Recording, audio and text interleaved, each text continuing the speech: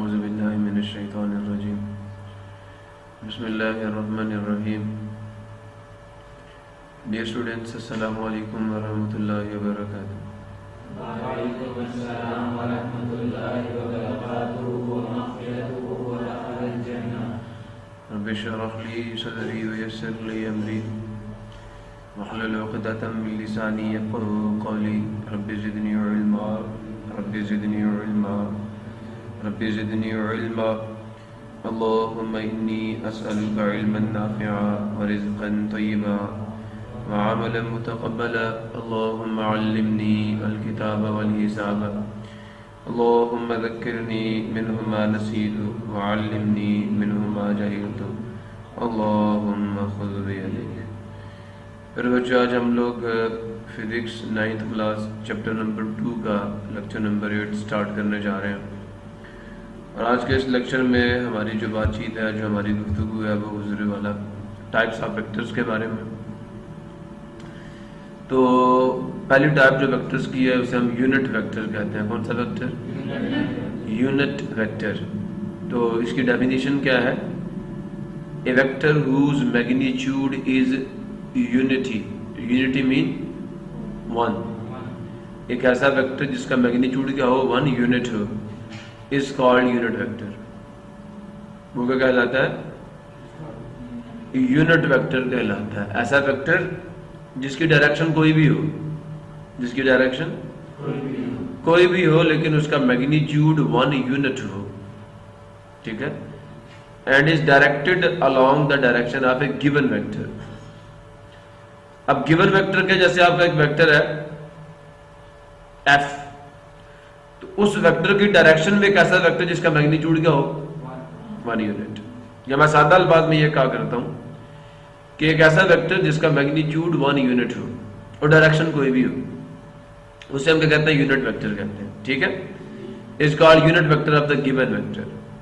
फिर a unit vector is usually denoted by a letter with a cap over it. जो unit vector होता है, क्या ये जो यूनिट वेक्टर होता है, हम उसको किससे शो करते हैं? एक लेटर और उसके ऊपर क्या डालते हैं? एक हैट। कैसे डालते हैं? इधर देखो, दाएं से बाएं जो हमारे पास एक्सिस होता है हम उसको क्या कहते हैं? X axis. क्या कहते हैं? और जो वर्टिकल होता है उसको वाई एक्सिस, ठीक है। और तीसरे को हम कहते हैं जेड एक्सिस।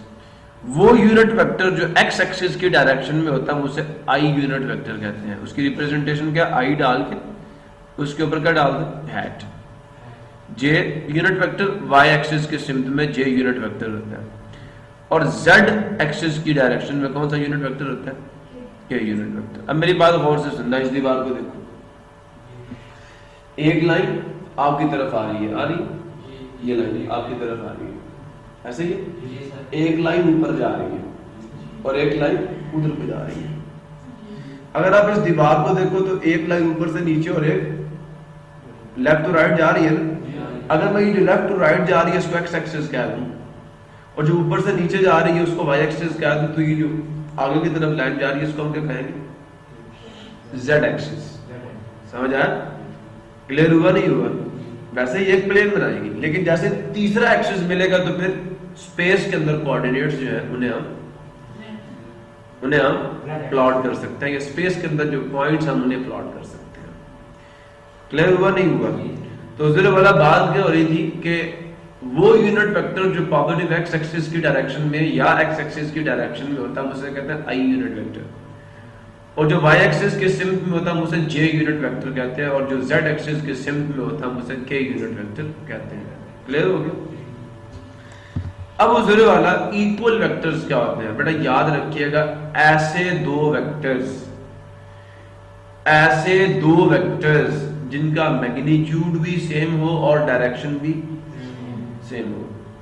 ऐसे दो वेक्टर्स जिनका मैग्नीट्यूड और डायरेक्शन दोनों क्या हो? सेम हो। ऐसे वेक्टर्स को हम लोग इक्वल वेक्टर्स कहते हैं। मेरी कुछ बात समझ आई है या नहीं आई? ऐसे दो वेक्टर्स जिनका मैग्नीट्यूड और डायरेक्शन दोनों क्या हो? सेम हो, दोनों एक ही सिम्प में हो और दोनों का मैग्नीट्यूड भी क्या हो?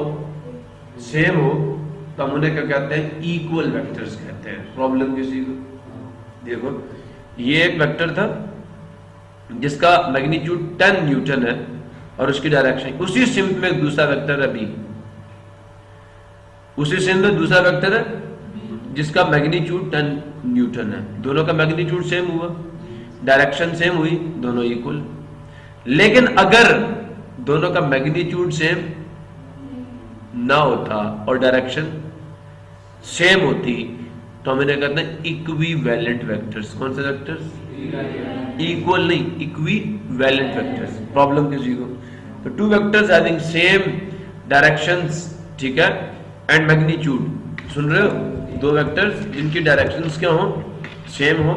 जीरो या नल वेक्टर क्या होता है? अच्छा बच्चों मुझे इससे पहले एक बात बताओ, बल्ब देख रहे हो, रोशनी आ रही है, बताओ ये किस सिम्प में जा रही है? रोशनी किस सिम्प में जा रही है? हर सिम्प में जा रही है ना। मैं को मेरी तरफ आ रही है, आप कहोगे आ रही है, आपकी तरफ जा रही है, जा रही है नहीं जा रही है, जिधर मर्जी डायरेक्शन ले लो। समझ आया नहीं है? नल वेक्टर एक ऐसा वेक्टर होता है जिसका मैग्नीट्यूड क्या होता है? जीरो, और डायरेक्शन आपकी मर्जी की, जिधर मर्जी ले लो, जिधर मर्जी ले लो। नहीं बात समझे? ये एक ऐसा वेक्टर है जिसका मैग्नीट्यूड क्या है? जीरो, और इसकी डायरेक्शन कौन सी है? अहमद कहता है पॉजिटिव एक्स एक्सिस की सिम्प में। मैंने कहा ठीक है। अली कहता है नहीं नहीं वाई एक्सिस की सिम्प में। ठीक है। और हसन कहता है नहीं नहीं सर मैंने जेड एक्सिस की सिम्प में लेनी है। तो मैं फिर भी क्या कहूंगा? ठीक, समझियो? ये एक ऐसा वेक्टर है जिसकी डायरेक्शन आर्बिट्रेरी होती है, आप अपनी मर्जी से जो मर्जी ले लो, कोई बंदा आपसे झगड़ेगा नहीं, जो मर्जी डायरेक्शन ले लो, किसी भी सिम्प में हो सकता है। जैसे बल्ब की रोशनी तमाम सिम्पों में जा रही है, इसी तरह ये एक ऐसा वेक्टर है जिसका मैग्नीट्यूड जीरो है और डायरेक्शन कोई भी ली जा सकती है। A vector having zero magnitude, सुन रहे हो, इज कॉल्ड नल वेक्टर। बस, having zero magnitude is called and whose initial and terminal points are same. उसका इनिशियल और फाइनल पॉइंट्स दोनों क्या होते हैं? सेम होते हैं। ये कहने की जरूरत नहीं है। A vector having zero magnitude is called, it is usually denoted by capital O. लेकिन कैपिटल ओ के ऊपर या तो एरो आएगा या इसको बोल्ड फेस लेटर से रिप्रेजेंट किया जाएगा। ये मोटा ओ मैंने लिख दिया, कैपिटल ओ से इसको हम रिप्रेजेंट करते हैं। The difference of two equal vectors, क्या दो इक्वल वेक्टर्स का जो डिफरेंस आता है ना वो क्या होता है? Null vector. जीरो डाल के ऊपर एरो डाला नहीं डाला, तो ये वेक्टर है जीरो, नल वेक्टर है, इसके ऊपर एरो डालना पड़ेगा। क्लियर हुआ? तो दो इक्वल वेक्टर्स का जो डिफरेंस होता है, टू में से टू माइनस किया आंसर क्या आ जाएगा? जीरो। तो दो इक्वल वेक्टर्स का the difference of two equal vectors are same vector is represented by a null vector या is a null vector, is a position vector। कुछ याद आया? पोजीशन को डिस्कस कर चुके हैं नहीं कर चुके? ठीक है। तो बच्चे अगर पोजीशन आपको डेफिनेशन समझ आ चुकी है, जो मैंने आपको बताया भी था कि the distance and direction of a body from a fixed point, किसी भी फिक्स्ड पॉइंट से किसी बॉडी का डिस्टेंस ऑफ उसकी पोजीशन होती है। A vector drawn from the origin to a distinct point, a vector drawn from the origin to a in space is called position vector। इसको आप ये कह सकते हैं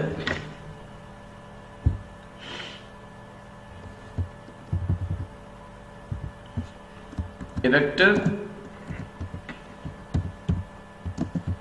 that is used to show the, बोलिए, position of a body is called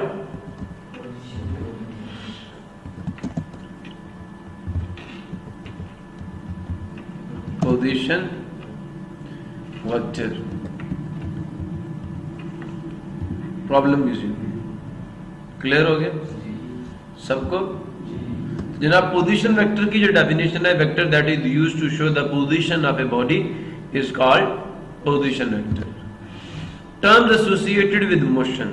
अब बेटा यहां तक जो हमने स्टडी की है काइनेमैटिक्स की, वो सारी की सारी वर्बल रिप्रेजेंटेशन थी।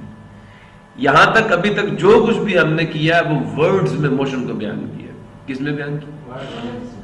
मोशन क्या है, रेस्ट क्या है, काइनेमैटिक्स क्या है, समझ आया? पोजीशन क्या है, ट्रांसलेटरी मोशन क्या है, रोटेटरी मोशन क्या है, वाइब्रेटरी मोशन क्या है, वेक्टर क्या है, स्केलर क्या है, ये सब की सब क्या वर्बल रिप्रेजेंटेशन या representation of the motion in words.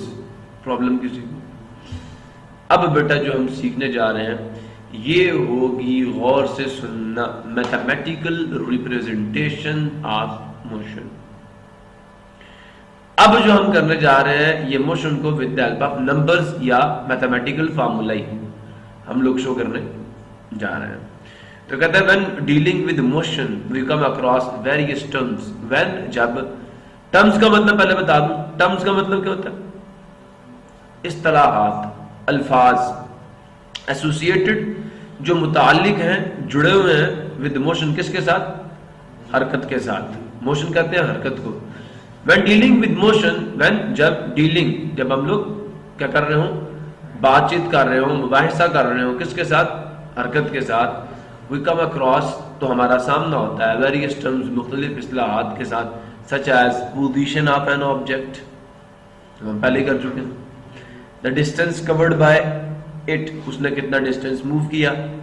It's speed and so on, उसकी स्पीड से मुतालिक बात होगी, स्पीड क्या है, एंड सो ऑन, और इसी तरह बहुत सारी और चीजें।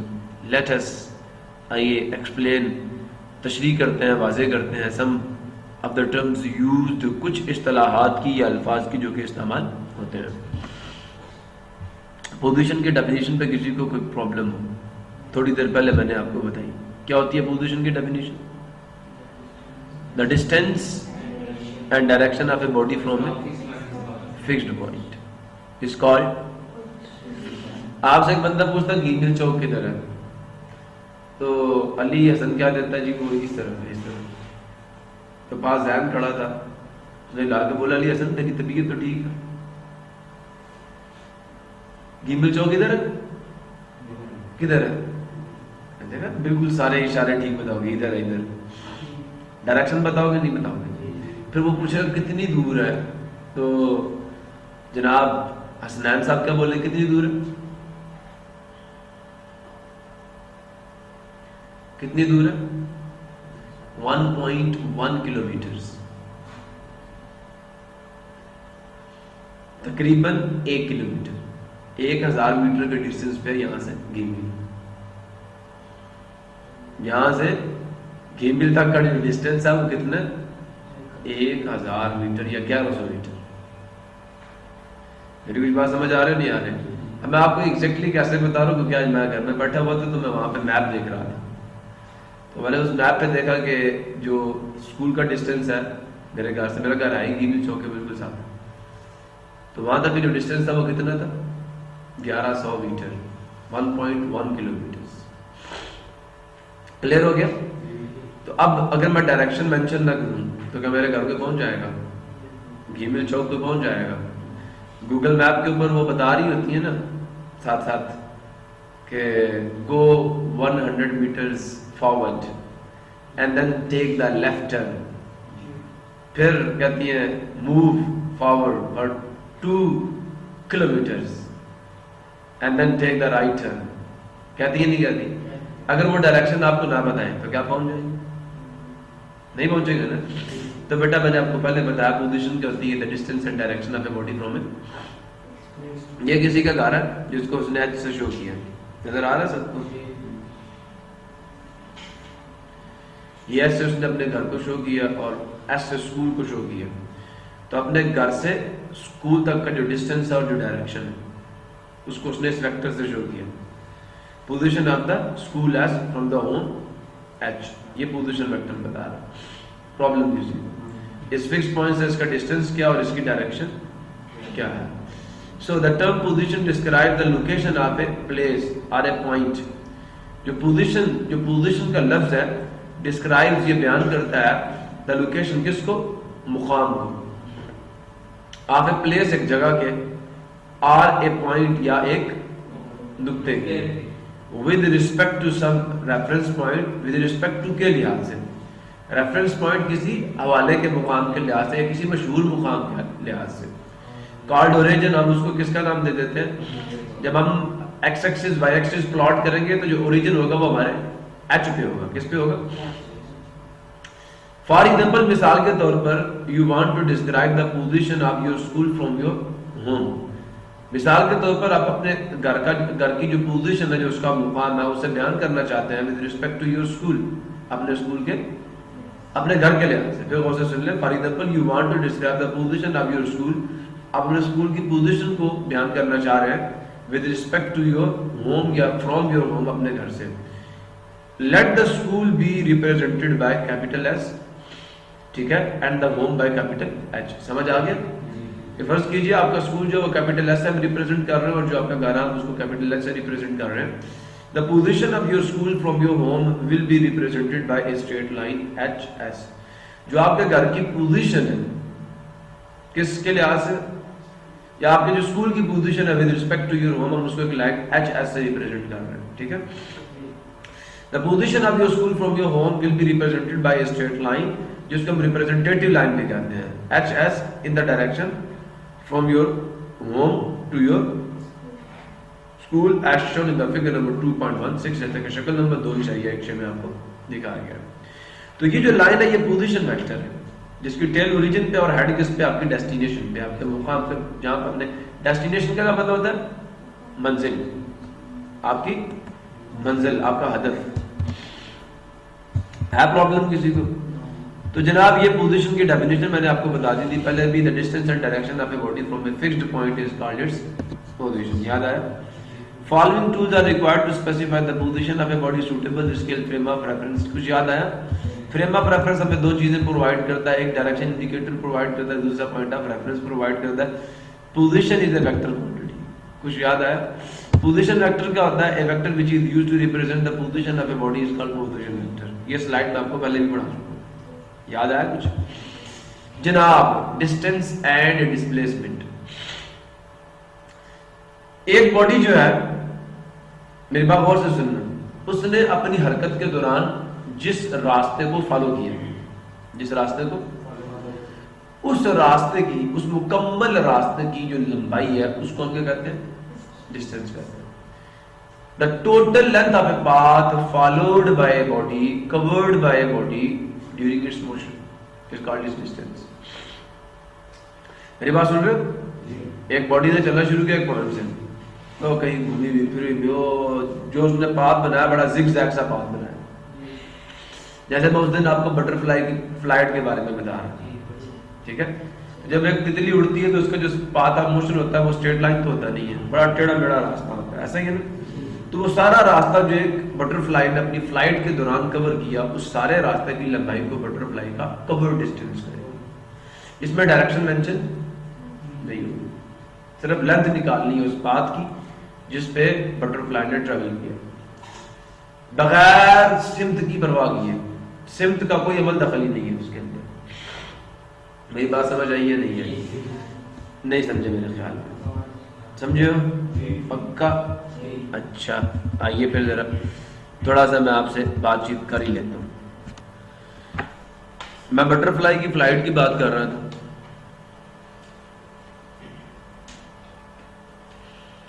यहां से शुरू किया, इस पॉइंट से मूव किया और यहां पे स्टॉप कर दिया। अब यहां इस पॉइंट ए से लेकर पॉइंट बी तक जो मूवमेंट हुई है और उस मूवमेंट में जो एक्चुअल पाथ फॉलो हुआ है, कौन सा पाथ? उस एक्चुअल पाथ की टोटल लेंथ को हम लोग किसका नाम देते हैं? किसका नाम देते हैं? डिस्टेंस का नाम देते हैं। पाथ की जो टोटल पाथ फॉलो किया गया, कवर किया गया during the motion, the length of that path is called the distance covered bye a body. Problem किसी क्लियर हुआ? नहीं हुआ? अब मेरी बात को फिर गौर से सुनिएगा। यहां पे मैं क्या बनाता हूं? मैंने कोऑर्डिनेट सिस्टम बना दिया, यहां से एक बॉडी ने मूव किया और यहां चली गई। इस पॉइंट को हम नाम देते हैं किसका, ए का, और इसको किसका नाम देते हैं, ए की पोजीशन कहां से मेजर होगी, पोजीशन कहां से मेजर होती है, पोजीशन वेक्टर की टेल कहां पे होती है, ओरिजिन पे ना, और हेड कहां पे होता है, जिस पॉइंट की आपने पोजीशन बतानी। ये आपका पोजीशन वेक्टर किसका हो गया, ए का, आर ए मतलब position vector for the point ए। दूसरा, इस पॉइंट की पोजीशन के लिए दूसरा पोजीशन वेक्टर हम ड्रॉ करेंगे जिसकी टेल कहां पे होगी, ओरिजिन पे, और हेड किस पे होगा, पॉइंट बी पे। कुछ मेरी बात सुन रहे हो, नहीं सुन रहे? तो इस पोजीशन वेक्टर की जो लेंथ है वो आर बी है, इस पे भी एरो डालूंगा और इस पे भी। बेटा मेरी बात गौर से सुनना, ये कौन सा पोजीशन वेक्टर है, आर बी, ये कौन सा पोजीशन वेक्टर है, आर ए। आपकी बॉडी ने मूव कहां से करना शुरू किया था, स्टार्टिंग पॉइंट कौन सा था, ये वाला, और एंडिंग पॉइंट कौन सा, ये वाला। इस इनिशियल पॉइंट से, कौन सा पॉइंट है, इस इनिशियल पॉइंट से ये जो आपका फाइनल पॉइंट है, सुन रहे हो, इस तक का जो मिनिमम डिस्टेंस है इसकी डायरेक्शन में, वो कौन सा,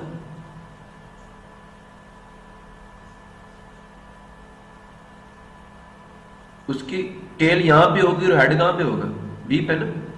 इनिशियल पॉइंट यहां पे, फाइनल पॉइंट कहां पे, और ये वाला डिस्टेंस कौन सा डिस्टेंस होगा, मिनिमम डिस्टेंस होगा।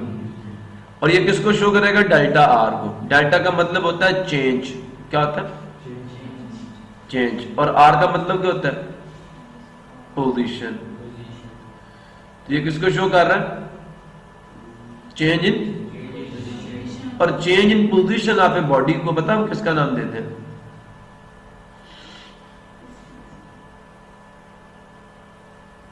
अब बात समझ आई नहीं है। The change in position of a body is called it's displacement. ये डेफिनेशन आपको आपकी एक्सरसाइज में मिलेगी इंशाल्लाह। ये मैं बता रहा हूं, आपका एक ऑब्जेक्टिव है जिसमें का the change in position of a body is called. तो पोजीशन एक वेक्टर था, तो जो वेक्टर में चेंज आएगा वो भी क्या होगा, एक वेक्टर ही होगा ना। इनिशियल पॉइंट ए था, फाइनल पॉइंट क्या, बी। तो पॉइंट ए से पॉइंट बी की जानब जो वेक्टर होगा उस वेक्टर को हम डिस्प्लेसमेंट कहते हैं। और ये वो वेक्टर है जो आपको ये बताता है कि आपकी इनिशियल पोजीशन और फाइनल पोजीशन के दरमियान में मिनिमम डिस्टेंस कितना है, इनिशियल पोजीशन से फाइनल पोजीशन की सिम्प में मिनिमम डिस्टेंस कितना है। मेरी बात समझ आई नहीं है, इनिशियल पोजीशन से फाइनल पोजीशन की सिम्प में मिनिमम डिस्टेंस कितना है, ये कौन बताएगा आपको, डिस्प्लेसमेंट बताएगा। इसलिए हम इसको चेंज इन पोजीशन भी कहते हैं। Change in position of a body is called displacement, या the minimum distance from initial position of a body to the final position of a body। मेरी बात समझ आ गई है। एक बॉडी के इब्तदाई मुकाम से उसके आखिरी मुकाम की सिम्त में जो कम अज कम फासला होगा सिम्त में, उसको कहते हैं डिस्प्लेसमेंट कहते हैं। डिस्प्लेसमेंट भी एक डिस्टेंस ही है, लेकिन क्या, इसकी एक डायरेक्शन भी है। ये डायरेक्टेड डिस्टेंस है from initial point towards the final point. क्या आपकी बॉडी कहां से चली थी और कहां गई, उन दोनों मुकामात के दरमियान में मिनिमम डिस्टेंस कितना। बॉडी ने इस पाथ को तो फॉलो नहीं किया ना, इस रास्ते में बॉडी चली तो नहीं ना, इस रास्ते पे तो नहीं चली बॉडी। मैं क्या बात कर रहा हूं आपको, मेरी बात गौर से सुनिए। इस पाथ पे बॉडी ने ट्रेवल किया, इस लाइन पे बॉडी ने ट्रेवल किया, नहीं किया ना। बॉडी ने किस पाथ पे ट्रेवल किया, किस लाइन को फॉलो किया, भाई बोलिए ना, इस लाइन को फॉलो किया ना, ये वाली लाइन। नहीं समझे, इस ट्रैक पे मूव किया या नहीं किया, यही track of motion of the body था ना, या नहीं। और बॉडी यहां जाके क्या कर गई, स्टॉप कर गई। क्लियर हुआ नहीं हुआ, प्रॉब्लम किसी को। तो ये जो ब्लू पाथ है ये actual path of the motion of the body है, लेकिन ये जो येलो पाथ है इस पे बॉडी ने मूव नहीं किया, लेकिन ये आपको ये बता रहा है कि इनिशियल पोजीशन से फाइनल पोजीशन की सिम्त में जो मिनिमम डिस्टेंस है वो क्या है। और इस डिस्टेंस को जो कि from initial position towards the final position होता है, हम कहते हैं क्या, डिस्प्लेसमेंट। क्या कहते हैं, क्लियर हुआ नहीं हुआ? अब मजे की बात बताता हूँ आपको, गौर से सुनिएगा। एक बॉडी ने यहां से शुरू किया, घूम फिर के बॉडी वापस इसी पॉइंट पे आ गई। ऐसे शुरू किया था, ये पे आके खत्म कर दिया। बताओ उसका डिस्प्लेसमेंट कितना होगा? 0। जहां से शुरू किया वहां पे खत्म कर दिया ना, उसका डिस्प्लेसमेंट क्या होगा भाई? इनिशियल पोजीशन भी वही है, फाइनल भी वही है, तो जो डिस्प्लेसमेंट है वो 0 वेक्टर है, नल वेक्टर है। सुन रहे हैं? नहीं सुन रहे? लेकिन डिस्टेंस क्या है? ये जो पाथ उसने फॉलो किया, क्लोज पाथ, इसकी टोटल लेंथ जो है वो उसका डिस्टेंस 0 नहीं है, लेकिन डिस्प्लेसमेंट क्या है? अगर एक बॉडी का स्टार्टिंग पॉइंट और एंडिंग पॉइंट दोनों सेम हो जाए तो उसका डिस्प्लेसमेंट 0 हो जाता है, लेकिन डिस्टेंस 0 नहीं होगा, क्योंकि जिसने एक्चुअल बात मूव की है वो तो नहीं ना, वो तो हम नहीं निगलेक्ट कर सकते। क्लियर हुआ नहीं हुआ? सो देयरफॉर इस चीज को समझिएगा कि एक बॉडी का मूव्ड डिस्टेंस जो है वो नहीं 0 होगा, लेकिन जो डिस्प्लेसमेंट है वो 0 कब होगा?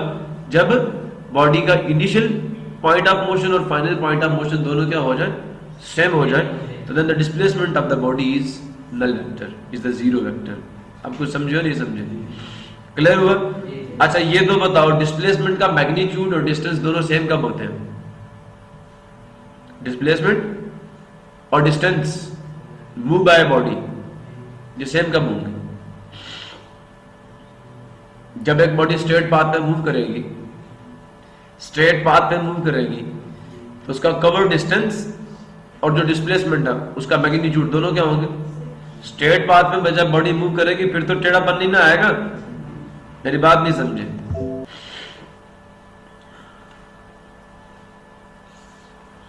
यहां से स्टार्ट किया और सीधा मूव किया और यहां जाके स्टॉप कर दिया। फ्रॉम ए स्टार्ट किया और बी पे जाके।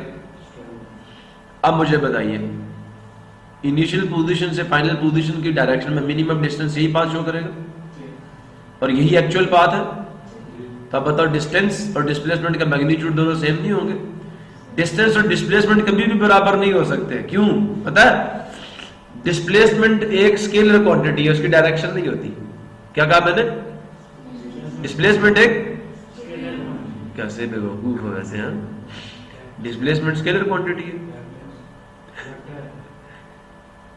डिस्प्लेसमेंट एक वेक्टर क्वांटिटी है, उसका मैग्नीट्यूड भी होता है और डायरेक्शन भी होती है। डिस्टेंस एक स्केलर क्वांटिटी है। तो क्या स्केलर और वेक्टर सेम हो सकते हैं? नहीं हो सकते हैं। हाँ, डिस्प्लेसमेंट वेक्टर का जो मैग्नीट्यूड है ना, क्या वो स्केलर। अगर मैं कहूं डिस्प्लेसमेंट का मैग्नीट्यूड, डायरेक्शन की बात ही ना करूं, ठीक है, तो वो बराबर हो सकता है किसके? तो वो बराबर हो सकता है किसके? डिस्टेंस के। लेकिन डिस्प्लेसमेंट वेक्टर डिस्टेंस के बराबर नहीं हो सकता। प्रॉब्लम किसी को क्लियर हो गया? एक वेक्टर का मैग्नीट्यूड स्केलर होता है, एक नंबर ही तो होता है विद यूनिट। मेरी बात नहीं समझ आई? एक वेक्टर का मैग्नीट्यूड स्केलर ही होता है, लेकिन वेक्टर जो है वो स्केलर के बराबर नहीं आ सकता। वेक्टर का मैग्नीट्यूड किसी स्केलर के बराबर आ सकता है, लेकिन वेक्टर स्केलर के बराबर। तो क्या बंदा आपसे पूछ लेना कि डिस्प्लेसमेंट का मैग्नीट्यूड, ये बात याद रखना, डिस्प्लेसमेंट का मैग्नीट्यूड और डिस्टेंस कब बराबर होंगे? तो कब बराबर होंगे? जब बॉडी किस पे मूव करेगी? Straight path. तो फिर बॉडी का मूव्ड डिस्टेंस और उसका डिस्प्लेसमेंट दोनों क्या होंगे? सेम होंगे। प्रॉब्लम किसी को? तो जरूर वाला अब जरा इस फिगर को देखिए। कहता फिगर नंबर 2.17 नजर आ रही है फिगर सबको? ये वाली figure number 2.17 shows a curved path। जज़ाकुमुल्लाहु खैर।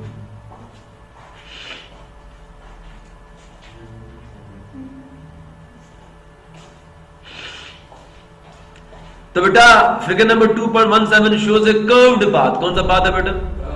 कौन सा पाथ है? ये कर्व्ड पाथ मतलब टेढ़ा मेढ़ा रास्ता, देख रहे हो? ये एक्चुअल पाथ है।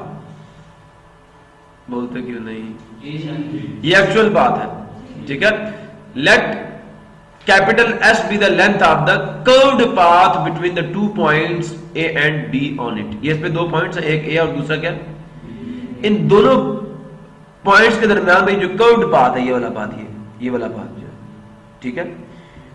इसकी जो लेंथ है उसको किसका नाम दे दिया, एस का नाम दे दिया। कहां पे, ये S is the length of the path, curved path between these two points. Then S is the distance between points A and B. ये तो एक लेंथ है एक्चुअल पाथ ऑफ मोशन की, ये सिर्फ लेंथ होती है, लेकिन डिस्प्लेसमेंट सिर्फ सेपरेशन नहीं है, डायरेक्टेड सेपरेशन है। आपको डायरेक्शन भी देगा कि दो पॉइंट्स के दरमियान में मिनिमम डिस्टेंस कौन सा होगा, और इनिशियल पॉइंट से फाइनल पॉइंट की डायरेक्शन भी होगा, ये भी बता दूं। इनिशियल पॉइंट से फाइनल पॉइंट की, स्टार्टिंग पॉइंट से एंडिंग पॉइंट की डायरेक्शन में मिनिमम डिस्टेंस कौन सा होगा, ये आपको कौन बताएगा, डिस्प्लेसमेंट बताएगा। So definition of the distance जो है, length of a path between two points is called distance between those points are the total length of the actual path move. ये आपकी बुक की डेफिनेशन है पहले वाली, तो if you want to do this definition आप ये कर सकते हैं। दूसरी पसंद है दूसरी कर लो। The length of the actual path move by a body during its motion is called distance. The length, the total length, जो कुल लंबाई है हकीकी रास्ते की, कौन से रास्ते की, एक्चुअल पाथ, जो हकीकी रास्ता मूव बाय ए बॉडी, जो जिस्म ने तय किया होता है ड्यूरिंग इट्स मोशन, अपनी हरकत के दौरान, इज कॉल्ड डिस्टेंस। हम उसको क्या कहते हैं, डिस्टेंस कहते हैं। Consider a body that moves from point A to the point B along the curved path. देख रहे हो बेटा, 2.17 शक्ल में देख रहे हो, नहीं देख रहे? सो ये यहां मैं पढ़ रहा हूं। Consider a body that moves from point A to the point B along the curved path, join points A and B by a straight line। हमने क्या किया, इस straight line से इन दोनों पॉइंट्स को आपस में जोड़ दिया है, straight line से। क्लियर हुआ नहीं हुआ? तो the straight line AB gives the distance which is the shortest distance between capital A and capital B. The shortest distance has magnitude and direction from point A to point B. ठीक है। The shortest distance D in a particular direction is called the displacement from the point A to the point B. It is a vector quantity and is represented by D, bold face letters से, क्योंकि vector है। So definition का displacement is the shortest distance between two points which has magnitude and direction। एक definition ये आपकी book की है, और दूसरा मैं क्या कहता हूँ, the minimum distance, the minimum distance that is directed from the starting point towards the ending point। मेरी बात पे गौर से सुन लो। minimum distance from the starting point of a body to the ending point of a body। Direction समझ आ गई है? from starting point towards the ending point of a body is called displacement या change in position। Position बताते हैं खुद क्या है, एक वेक्टर है, तो जिसमें चेंज आएगा वो भी क्या होगा, एक वेक्टर होगा, जो कि मैंने आपको इस स्लाइड पे दिखा दिया था। क्लियर हो गया? सो यहां देख रहे हैं, ये एक्चुअल पाथ ऑफ मोशन था, ये वाला देख रहे हो, तो जो इसकी लेंथ होगी वो क्या होगा, डिस्टेंस होगा। लेकिन from point A towards the point B जो मिनिमम डिस्टेंस है वो इस पाथ के जरिए से रिप्रेजेंट होगा। So this minimum distance from the point A towards the point B is called the displacement. और ये जीरो कब होगा, जब स्टार्टिंग पॉइंट भी और एंडिंग पॉइंट दोनों क्या हो जाए, सेम हो जाए। डिस्प्लेसमेंट जीरो हो सकता है, बॉडी मूव करे और फिर भी डिस्प्लेसमेंट क्या हो, जीरो होती है, पॉसिबल है। जब स्टार्टिंग और एंडिंग पॉइंट दोनों क्या हो जाए, सेम हो जाए, तो डिस्प्लेसमेंट का मैग्नीट्यूड जीरो हो जाएगा, लेकिन डिस्टेंस जीरो नहीं होगा। क्लियर हो गया? यहां तक किसी बच्चे को किसी किस्म का कोई मसला हो तो आप मुझसे पूछ सकते हैं। इस पूरी स्लाइड का जो लेवल हुआ वो ये है कि change in position of a body is called displacement of the body. ठीक है जी, यहां तक अगर किसी बच्चे को मेरी बात समझ नहीं आई तो आप मुझसे पूछ सकते हैं। अब आपसे बेटा पेपर में सवाल किया जाएगा, गौर से सुनना, differentiate between distance and displacement. क्या? Differentiate between distance and displacement. तो कैसे डिफरेंशिएट करोगे? पहला काम डेफिनेशन करनी है डिस्टेंस की, दूसरा काम डिस्प्लेसमेंट की। पहला फर्क हो गया डेफिनेशन का। दूसरा फर्क, डिस्टेंस एक स्केलर क्वांटिटी है और डिस्प्लेसमेंट एक वेक्टर क्वांटिटी है।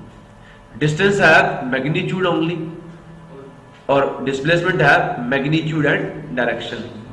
ठीक है, बात समझ आ गई नहीं आ गई? क्लियर हुआ नहीं हुआ? Distance is the length of actual path move by the body, but the displacement जो है इट मे और may not be the length of the actual path. ये एक्चुअल पाथ की लेंथ हो भी सकती है और नहीं भी हो सकती। जैसे मैंने अभी बताया आपको कि अगर बॉडी स्ट्रेट पाथ में मूव करती है फिर तो एक्चुअल पाथ की लेंथ ही होगी, डायरेक्टेड लेंथ, समझ आ रही है। लेकिन अगर बॉडी ने टेढ़े मेढ़े रास्ते पे मूव किया तो फिर तो जो डिस्प्लेसमेंट वाली लाइन है उसको तो बॉडी ने मूव ही नहीं किया। मेरी कुछ बात समझ आई? जो डिफरेंसेस मैंने बताए वो रिकॉर्ड हो गए, तब आपने क्या करना, उनको सुनना और लिख लेना। क्लियर हो गया? तो अब आगे हमारा नया टॉपिक शुरू हो रहा है, एक स्पीड और दूसरी वेलोसिटी है। We will talk about this topic in the next lecture. तब तक के लिए अल्लाह हाफिज़ पाकिस्तान।